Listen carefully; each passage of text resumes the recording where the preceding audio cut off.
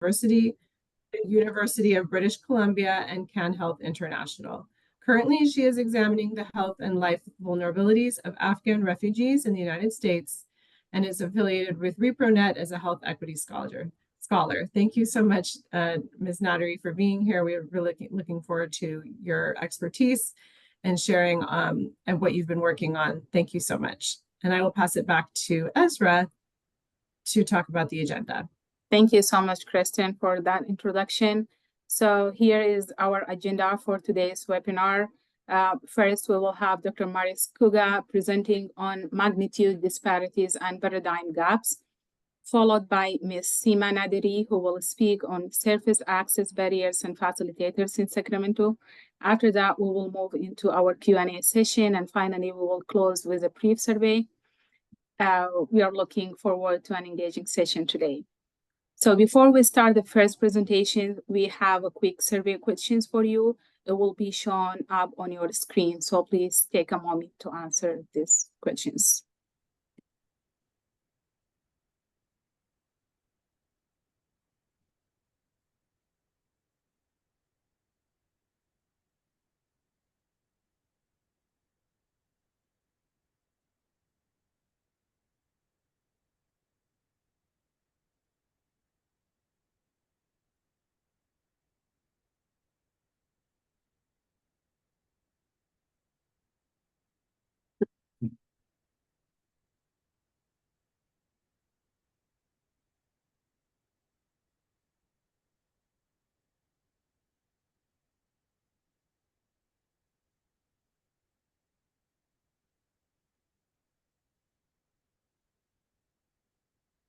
All right, thank you for your participation. And now we will move on to our first presentation. We will start with Dr. Maris Kuga, who will be discussing magnitude, disparities, and paradigm gaps. Dr. Kuga, the floor is yours. Thank you, Dr. Esra.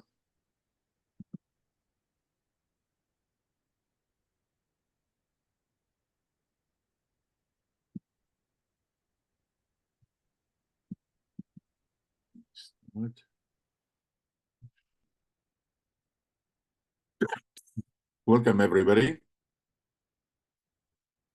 You heard the word paradigm gaps. As after 3 decades of work, I have more questions than answers. I would like to share with you a few paradigms gaps that I've seen in my work, a few questions that I have, and hopefully have a discussion at the end. So when we look at magnitude, how big is the problem of mental distress and suffering in Afghan refugees? Well, I'd like to compare the results of a recent study of last year in EU with the results in US just a few months ago. So when we look at anxiety in Afghan refugees recently arrived, you see that over half of them have anxiety, over half of them have depression, and a third have traumatic stress. So at the surface, this looks like a no-brainer for responders, right? First responders, whether doctors and teachers and public schools, agencies. Like what we have to do is to increase utilization of services, is to educate mental health literacy for Afghan refugees so they can learn that they have mental disorders. And then secondly, destigmatization campaigns so they can accept and utilize services. This is what it looks on the surface. However, there are some issues here. Now, when we look at our population, and this is the census that was finished just a few months ago in April 2024, we see that the prevalence rates are 6 times higher in Afghan refugees for anxiety compared to our pre-pandemic level, and 3 times higher now after pandemic. Depression, PTSD, it is about all combined, PTSD and complex PTSD, 30%. So it's double than our population. I want to put a caveat here. 2012, 2015, 3 years of seeing over 1,400 refugees at the Sacramento Refugee Health Clinic on Broadway in Stockton. And while I had a substantial number of refugees with PTSD, a huge number, this hidden part of the iceberg, had subclinical PTSD, meaning that their scores were on my instrument were under 40, the cutoff point. But we know that 6 months later, a year later, with still no job, no English, no good life, that subclinical PTSD would become clinical PTSD. So this is an artifact. This is not real. It's too low. And we should look longitudinally a year later. We'll see the escalating probably to 50 to 60%. Complex PTSD is extremely worrisome. We see this in veterans that have ego development, psyche development at the beginning with problematic families and adverse childhood experiences. This is extremely hard, if not impossible, to treat. So there is a problem here in the sense that a discrepancy or disparity. You see our population overutilizes service, especially in California. Everybody has a mental problem. Everybody has their counselor. If you don't go to a counselor, then you're not really educated. So while mental issues are acceptable, normalized, and overutilized, it's not the same situation in refugees, especially in Afghan refugees. Now, when we compare how was it before and after, I looked at 10 indicators before and after migration. In pre-migration, we had war, violence, detention, torture, abuses of all sorts, from physical, sexual, psychological, loss of family members, displacement, whether internal or external, millions, persecution, discrimination, poverty, food insecurity, insecurity about future. These issues, whether they came straight from there to California or through Pakistan and then here, the issues continue in different forms. People find themselves not able to navigate complex systems in this society, like educational system, health system, legal system, social system, with no English skills or poor, with little education and little job skills that are marketable here, huge de-skilling of professionals or the brain waste of doctors who have practiced, say, in Afghanistan, are driving Uber here or working as medical interpreters, loss of their professional identity, loss of income, loss of social status, underemployment, unemployment, one car or no car for large families, obligations, meanwhile, according to the culture, to remit money home to ailing family members that count on you, right, as refugee in America, and intergenerational gap when your kids as refugee speak faster English than you and take you to the doctor, take you to appointments, and it's a sort of power reversal that doesn't sit very well with parents, especially with Afghan fathers, right? So when we talk about PTSD, what is that? Post-traumatic stresses, what is depression? That has no equivalent in Dari and Pashto. These are not exactly fishare bala, fishare payin, jigar kun, narahat, asabi.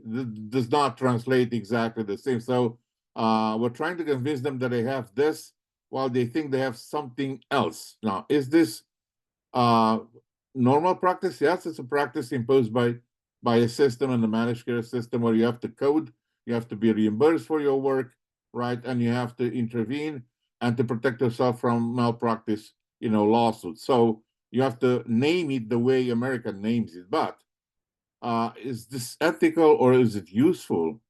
What if, as an Afghan, I don't understand your code and doesn't make sense to me, so I'm not, and there's no uptake of your intervention, and this is what we see. So we did some work with Dr. Hazartrai recently on changing instruments, making them acceptable and understandable. We look at the adverse childhood experiences in Afghans, and we did focus groups, and we learned that a lot of the questions that were designed by Kaiser 30 years ago by Americans for Americans makes no sense to Afghans. and they're not easily, understandable, and also no make sense. And some questions are outright offensive and very intrusive, so they need to be changed. So it takes now, perhaps we start with changing instruments and maybe changing the naming of categories. But how do you reconcile that with the coding needs and the managed care? This creates, like, you cannot create state in state. This is a problem. That's why I told you I'm bringing maybe non-traditional perspective here, non-orthodox, but that's after 30 years of work, questions that you will be facing as well. And our system in this increasingly globalized world is facing. So this will be things for your generation to solve. Now, when we look at how Afghans are saying what they're suffering, they have names. It's Asabi, like in Arabic, Asabi, right? So not a heart, no peace, no rest. Fishar, and fishar doesn't mean here high blood pressure, low blood pressure. Some are interpreting. Neither does it mean hypomania or mania or depression. It means something else, right? Jigar Ekun doesn't mean bleeding liver, but it means a grief syndrome with disappointment, with interpersonal loss, uh, extremely disappointing. So how do you translate exactly this when people are highly literate in their cultural taxonomy of suffering, and when they go through the mental health literacy of Americans, it's hard to kind of match what is what. I'll share with you that I did this study during those years, and I looked at how actually these concepts change through generations. So Afghan women that I've seen, and was quite a number, that described this depression. What is depression for you, I would ask. Then I would ask their daughters, second generation. So they would say, they would, of course, say, Jigare Khun, they will tell us about inability to hold emotion, thinking too much, Fishare Pain, migraines, veins behind neck pull and burn, wanting to fight, screaming, shouting, children, family, and everybody is complaining about poor memory. I was mistaken to even administer mini mental status examination the way you do in nursing home to see how people start losing their cognitive abilities. But I could not find any cognitive impairment. But this is how culturally they were conditioned. Yet when I asked the daughters, they didn't have poor memory, none. And they were Afghans, but not exactly anymore 100% Afghans. They're American Afghans, already changing. They talk about hopelessness and worthlessness. Self-esteem. Mother has no idea what self-esteem means. Now we see a shift. Not only that the Afghan refugee has a different way of thinking and expressing suffering and communicating, but also they do change. The Afghan is not carved in stone. Which Afghan? 60-year-old, 70-year-old, 30-year-old, 16, 5 years here, 2 months here, 20 years here? It depends. All that depends.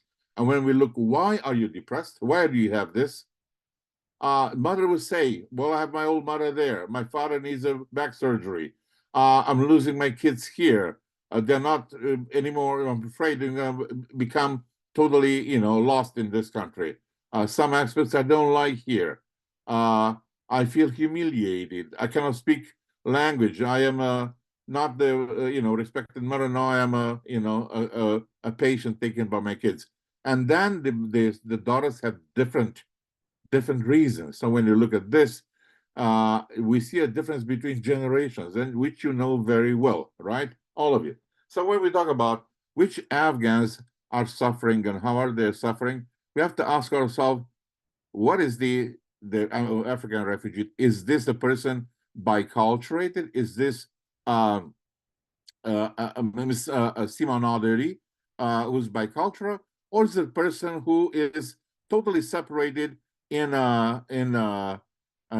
Fremont and speaks only Pashto and reads the newspapers from back home and does not interact? Or is a person who's totally lost, Americanized, has nothing left of of Afghanistan, or a person who is no longer Afghan and not yet American, which is worse, right? We need first to determine that and then to match, right? So when we look at, I'll give you a last example of a case that we saw. This is Mahnoor, a 36-year-old Pashtun woman, saw the killing of her eldest son the year before. And she was saying that her liver is bleeding and her fishar was high. She's grief-stricken, anxious, and thinking too much images about the son's body. So I would say, yeah, that's PTSD. And we try to convince her she needs treatment for PTSD.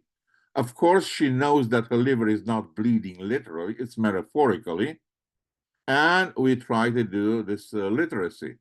So the problem with the literacy is that she had to see too many men in order to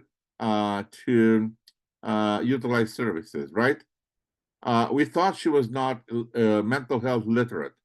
Actually, we were not Afghan illiterate in Afghan literacy, and she was very literate in her own system, right? So we didn't see that there are actually different ways of looking at things, right? From inside and outside, from left to right. The structural barriers that we posed made her not to use services, and she felt dismissed. So was this cultural competence? I'd like to close this with questions with this triad. So when we look at what is depression, for example, or PTSD, this in the book is a concept of this. This PTSD and depression is if you had 5 of the following 9 symptoms for a period of 5 weeks or more, and you don't do drugs, your mother didn't die, that means that you have depression. That's what the book says, right? DSM. Now, that's the book. You're not reading a book, not dealing with a book, you're dealing with a person.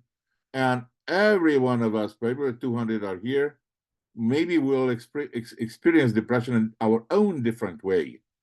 That personal or subjective experience of disease is called illness, a huge variation from culture to culture, from West to Afghan. And then, as you see, the naming is different, the expressing is different, the help-seeking behavior is different, because the help-seeking behavior depends also on the concept of sickness. So now, as opposed to these two, sickness is what the system says, what the doctor says, what the system of care says, what is your role, what is managed care saying, should you go to imam, should you go to a doctor, should you go to your mom or your neighbor or your elder or a community, where do you seek help? So we have discrepancies at every single level. And I want to stop here and just pause and give you these questions. These are questions after 30 years. I spent 15 years, first 15 years, trying to convince refugees that are mentally ill. And they, in the next 15 years, they taught me that they're socially ill. There's social injustice, there's war, there's occupation, there is poverty, there's shame. There's all that is not mental disorder, that's mental suffering.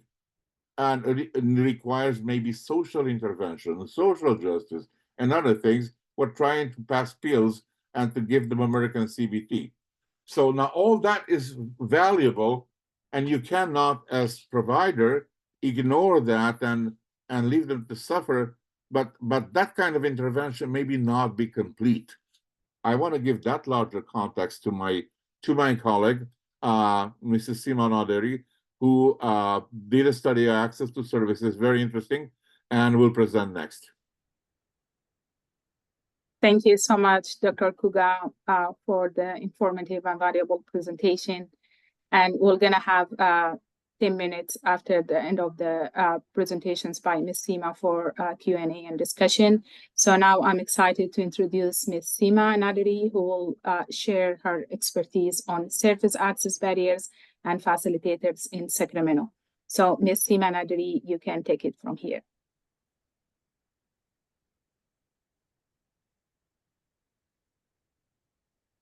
I am gonna just try to share my screen.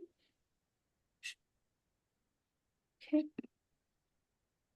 So thank you so much for introduction, and thank you so much, Dr. Kuga, for providing a very insightful and comprehensive background on Afghan refugee situation. So I will go through it super fast. Before that, this is a capstone project that I conducted with collaboration of UCSF and with under mentorship of Dr. Koga and Dr. Ali Mirzazadeh and Dr. Carol Kamlin at UCSF, which is Barriers to Resettlement Services for Afghan Immigrants in Sacramento of California. It's a qualitative study from providers' perspective. I will, based on what Dr. Koga mentioned, we know the situation, the suffering of this population. So considering that there are 200 resettlement agencies providing services, resettlement services for Afghan refugees in Sacramento, in California at all, and 5 main resettlement agencies in Sacramento. So we were up to find what is actually these barriers and how does it look like? What is the problem of access to the services that is already available for them? This is the method how we did this study. We conducted in-depth interviews and focus group discussion with people who had the first-hand information with Afghan refugees, or they were working with this population, which we say key informants. We conducted these interviews in person and over Zoom, and we explore what are the barriers and facilitators in providing resettlement services for Afghan refugees. So first of all, we map the residence area of Afghan refugees, and then we find the resettlement agencies and in that neighborhood. The main purpose of that was by that we will find the problem in access. Like, what is the access issue? Is there resettlement agencies very far away of residence area in Afghan population? So we did a purposive sampling. We select 39 key informants who are over 18 and representing 16 governmental and non-governmental organizations in the US. Of this number, we have 11 participants from, we did in-depth interviews and 7 focus group discussion. Each focus group discussions had 4 individuals. And also after obtaining their verbal consent, we collected data using a semi-structured interview guide. And we use Google Maps for mapping these resident area and resettlement agencies. We use very high techniques and for qualitative analysis. We were coding this data that we qualitatively collected using in vivo, and then we use framework analysis, and then we visually represent this data using alveol chart, and also we use our software to map the density and also the services agencies providing resettlement services for Afghans and the neighborhood. This is the findings. Let's see what the data tell us. This is the background information and characteristic of the participant, and that's a study.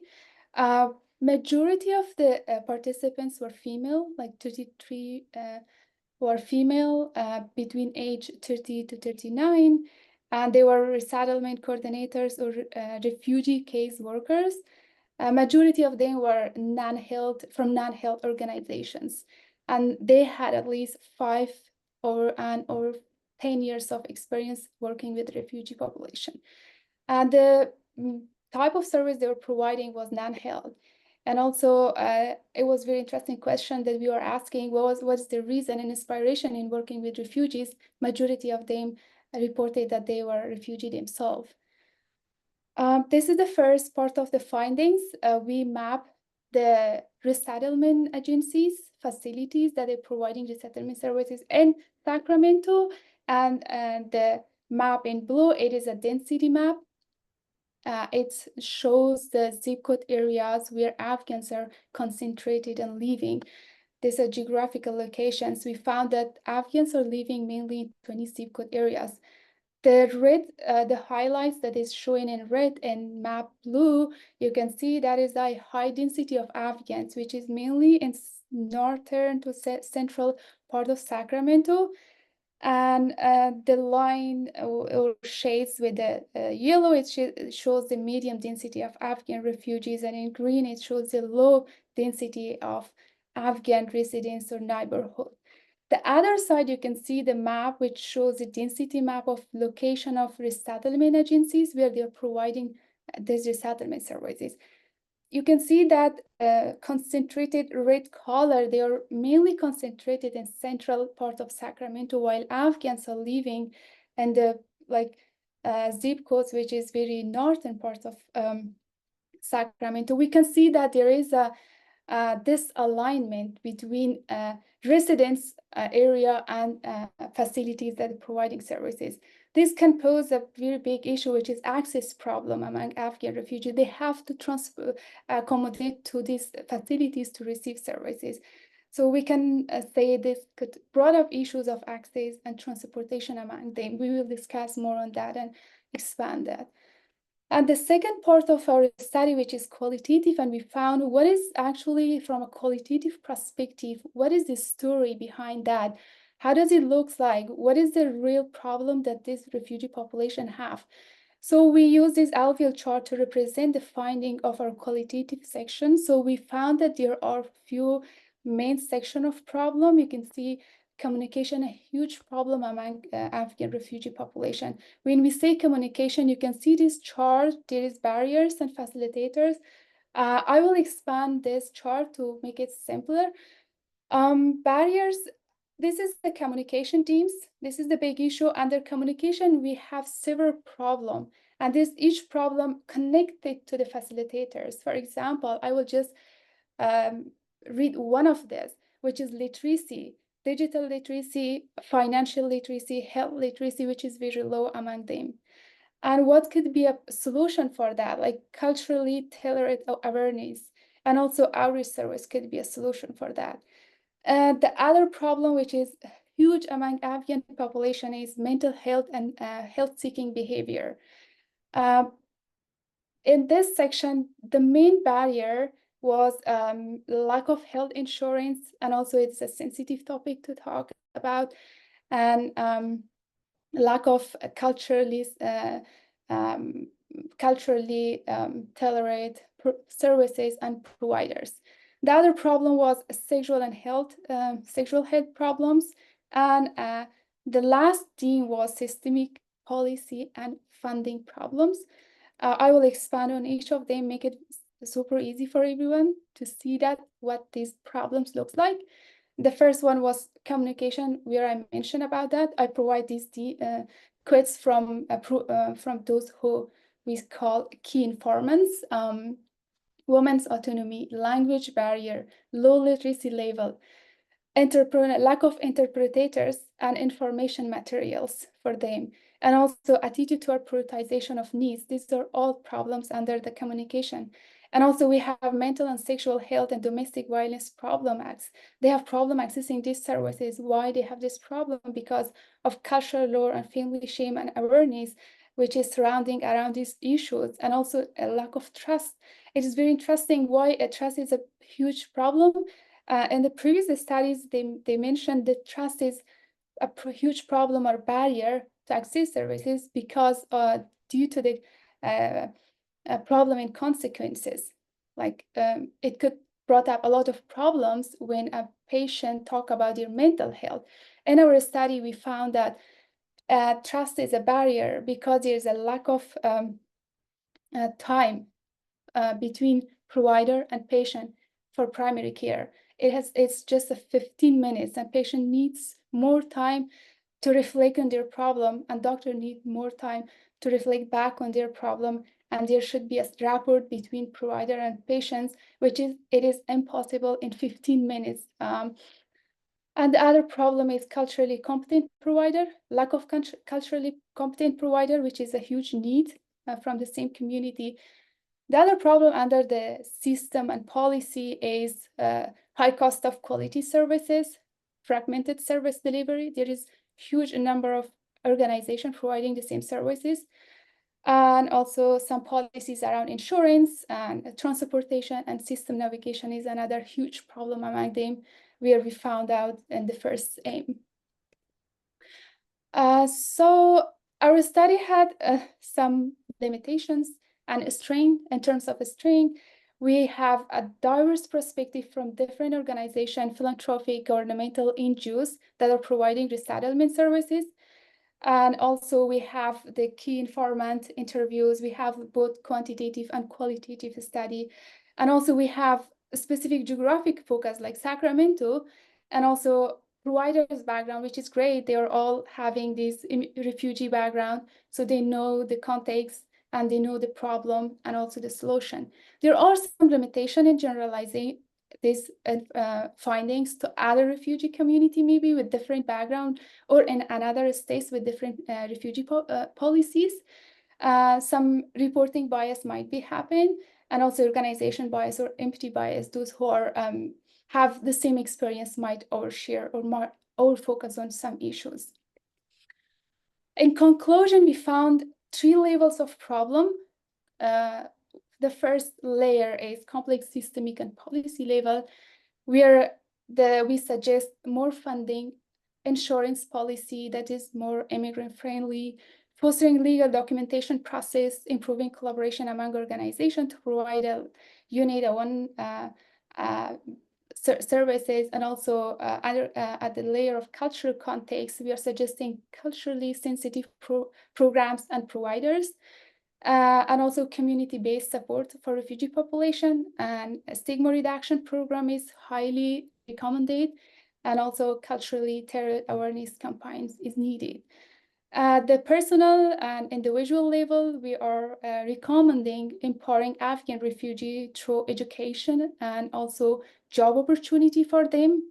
We need more providers from the same community, doctors, mental health specialists, and for that we need more education.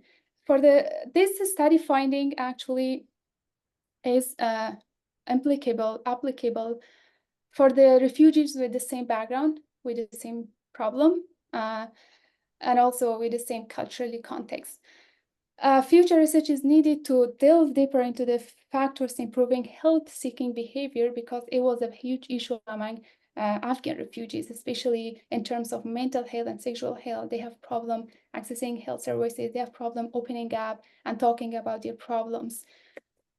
Okay, thank you so much. I would like to acknowledge and thanks to 3 team, which is UCSF Master's Program Global Health, and Dr. Kuga for the great mentorship throughout this work, Dr. Ali Mirzazadeh, and all other people who listed here. Yep, it's done. I'm open for Q&A. Thank you so much. All right, thank you so much, Ms. Seema Nadiri, for sharing those valuable perspectives. And yeah, I think it's important to hear about the practical challenges and solutions happening on the ground. Thank you so much. So at this time, I would like to pass it over to Jasmine, who will moderate our Q&A session. So please feel free to submit your questions in the chat, or if you prefer, you can unmute your mic to ask your questions directly. Thank you, Ezra. Dr. Kuga, I see you have something to share. Thank you, Jasmine. Yes, I wanted to tell our participants that we have created a space. We move faster to create a space because I think interacting is important and people have questions. Thank you, Dr. Kuga. Hopefully the settings allows you to come off of mute and share your questions, but there are a few questions that we got in the chat that I would like to ask you both. First, there's a question from Junior saying, forgive me as I'm learning about the culture. Is it frequent to see Afghan men, especially elders, not ask for help or confirm of possible PTSD? So I'll let either of you take that question.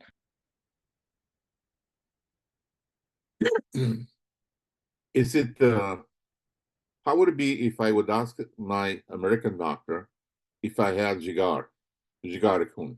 What do you think? Do I have this or do I have Fishare-Pain?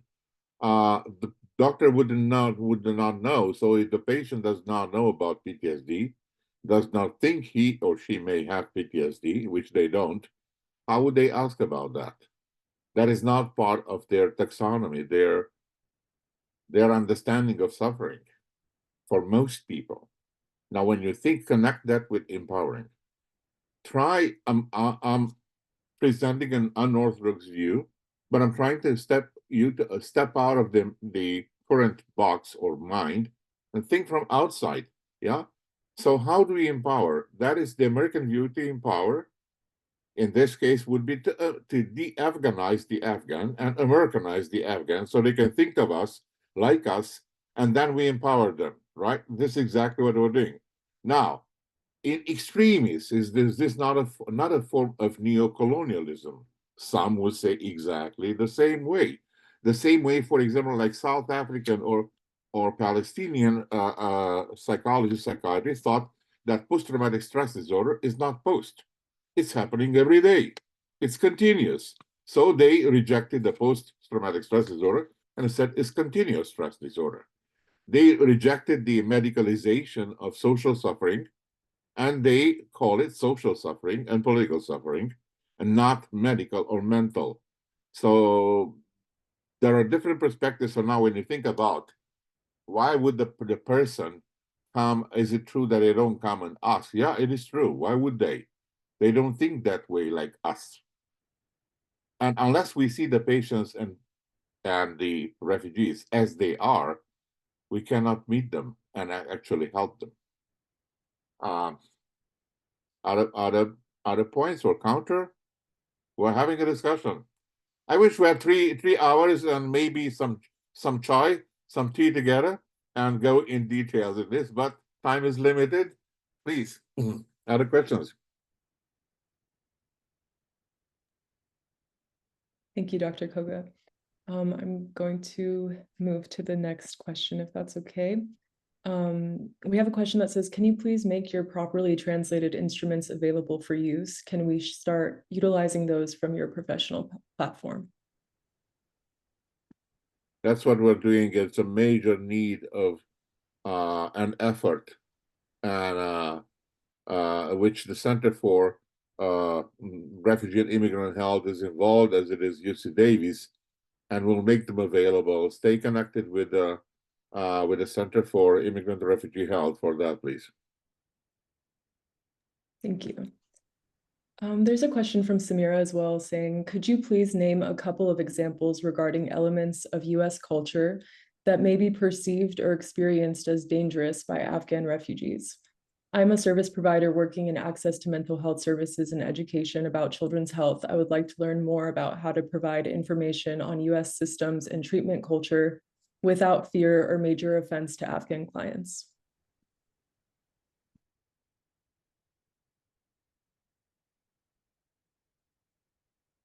Imogen? Jasmine, can you repeat that question, please, quickly? So the question is, could you please name a couple of examples regarding elements of US culture that may be perceived or experienced as dangerous by Afghan refugees? I'd like to learn more about how to provide information on US systems and treatment culture without fear or offense to Afghan clients. In that regards, there is a lot, but I cannot say in behalf of others unless we are conducting a research on that. But based on my own experience as a refugee or immigrants, and based on what I have read through the literature, I would say that there's a lot of things which is a culture shock for Afghans at the beginning, but later on they will get used to it. The first one would be like our culture is indirect communication, while in the US it's a direct communication. When patients here in a clinical setting, they're asked about a specific or certain question on their mental health or sexual health, it would be that much acceptable. It will shock patient. And also there is a fear because they think, okay, if I provide this information later on, this information would use and it would cause a problem for us. It would be a consequences, like they will lose their job because they consider as a mad. For example, here it's easy for them to say, you have mental health problem, but this mental health problem conceived or perceived as being mad in Afghan culture. It is one side. The other side is fear of consequences like losing job or many other problems. But there are a lot of examples. I'm thinking, what was my culture shock? But I think sometimes the consequences, the major problem, the fear of consequences, I think. Thank you, John. Let me piggyback on that, add to that. So one of the questions question number 10 on the ASIC questionnaire that Dr. Siddiq and I worked for a year on, and this is adverse childhood experiences, asking the Afghan, have you been ever sexually assaulted vaginally, orally, anally, rectally? Now, this is not a question that you want to ask an Afghan, right? Or an Afghan woman, especially in the front of the husband, unless you want to be in the news on TV, for some violent scene.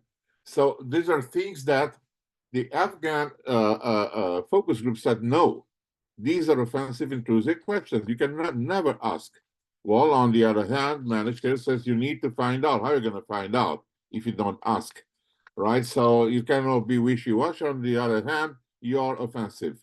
Here's something to negotiate. The issue is now, how do we reward that to make it acceptable? And how do we collect information, right?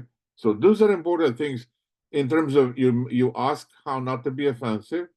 Another thing that I learned in my work at the refugee clinic those years was that I want to see and evaluate, it's confidential, right? One individual. The Afghan man or woman is going to be there with a husband and with 6 kids. Everybody's going to be in the room. It's not one. So the concept of selfhood is not an individual. It's a family, and sometimes extended family, and everybody is in. Now, how do you negotiate that with that, not breaking confidentiality, right? How do you ask the woman, for example, I had a Syrian woman that was raped in Turkey and cannot answer in front of the husband, and the husband is there, right? And she's eaten inside and poisoned by that. So yet we cannot go in the rest. So these are important things.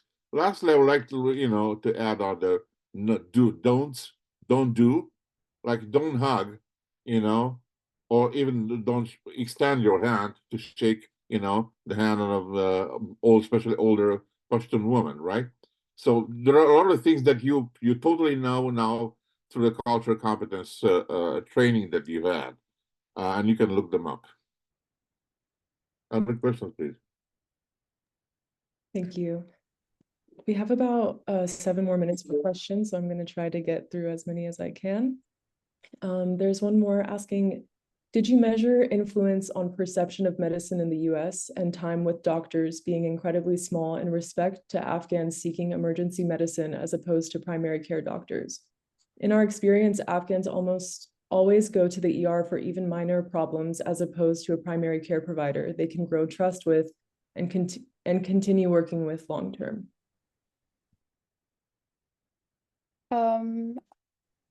I actually did not focus mainly on post-primary care or emergency services, but it was like a general idea on primary care. In primary care, based on policies in hospitals, it is just 50 minutes. Providers patient time is just 15 minutes, which is very short.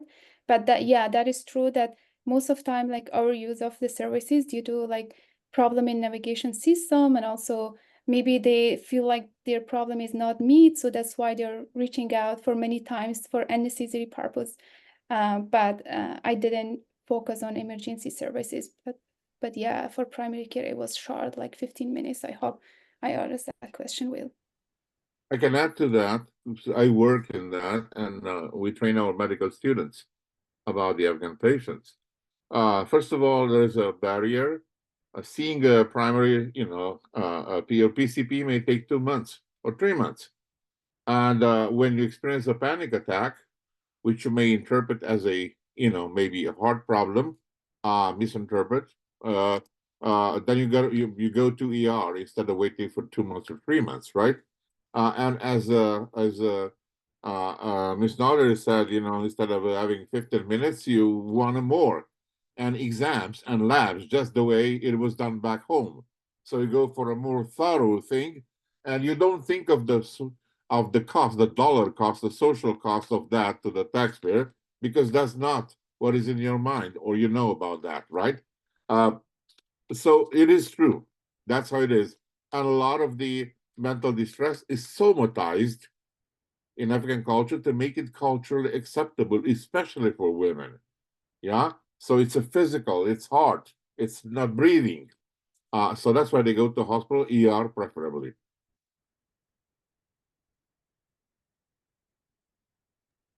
Thank you, Dr. Koga. There's another question about what can be done to support the mental health needs of pregnant and postpartum women. There's also a question of how can we better support young girls in our community who are experiencing stress or trauma. Simon?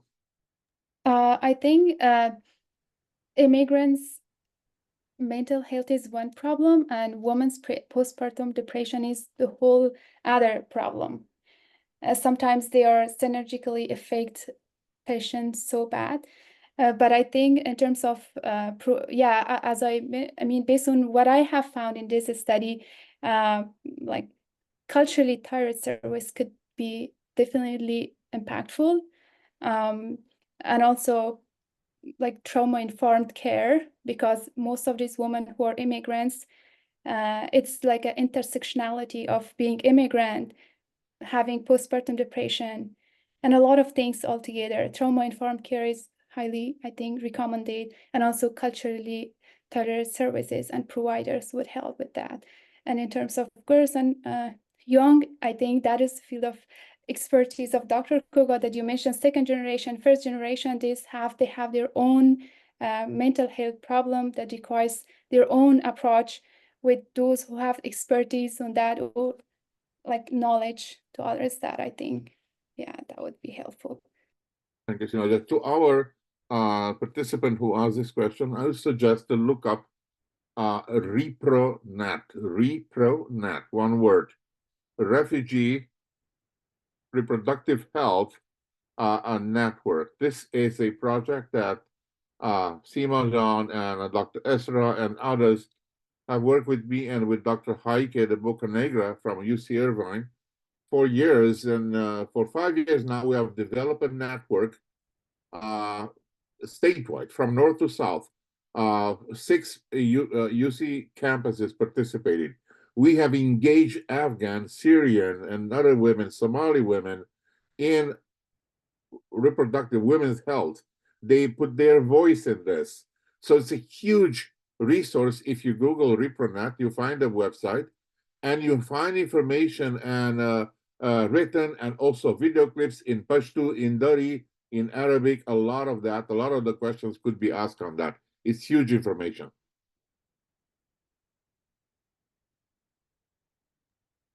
Thank you. I'm gonna ask one last question. Do you have recommendations for culturally appropriate mental health resources in Sacramento County? Our families have experienced many barriers to accessing treatment when interacting with medical systems.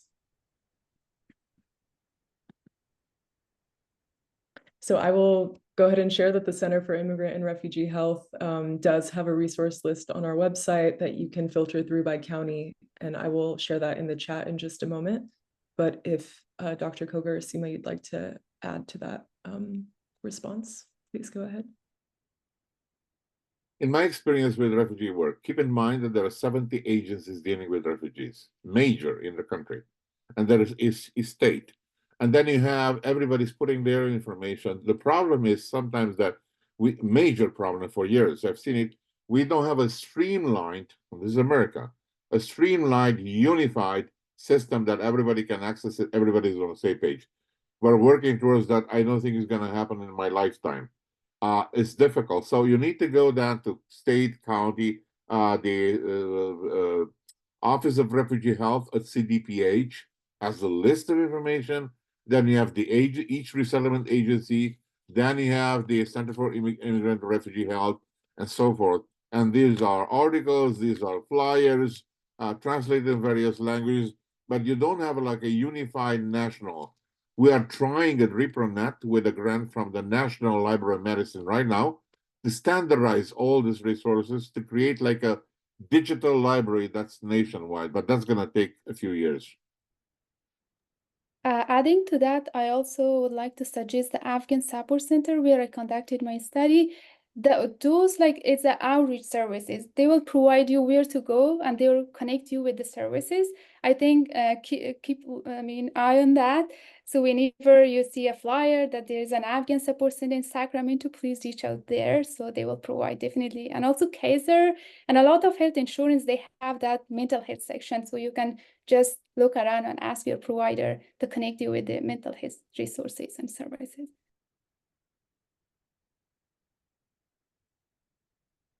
Thank you both so much. I'm going to pass it back to Ezra to close us today. Ezra, you're on mute. Oh, sorry. Thank you so much, Jasmine, and thank you for all the questions you asked. So unfortunately, due to the time constraint, we'll not be able to take more questions, but please feel free to reach out to us at refugeeschoolimpact@bhi.org, and we'll make sure to forward your questions to Dr. Kuga and Ms. Seema. Thank you so much. All right, so before we wrap up, we would like to ask you to take a quick survey. So please take a moment to participate. It will be shown up on your screen. Your feedback is greatly appreciated.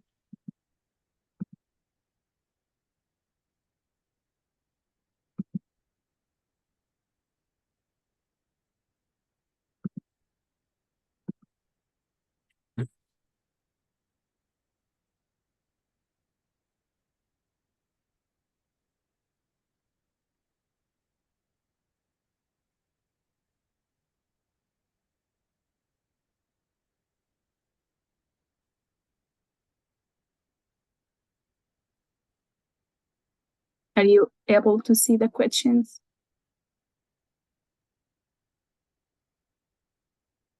Yes, thank you, Ezra. All right, thank you.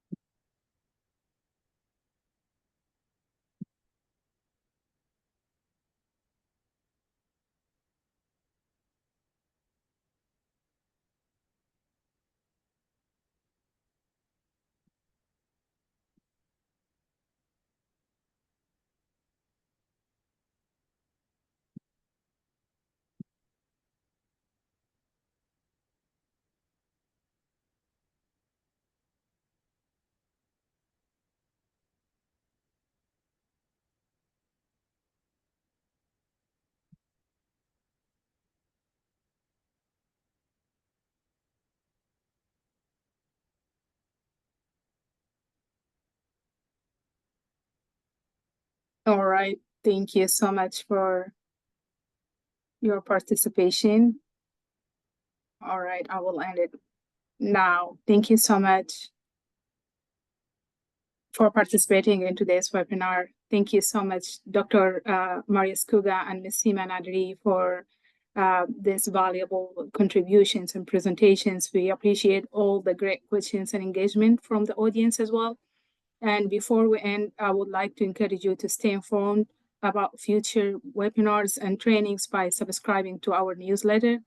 You can sign up by visiting cira.bhi.org. Thank you again for attending, and we hope to see you at our future events. Have a wonderful day. Thank you.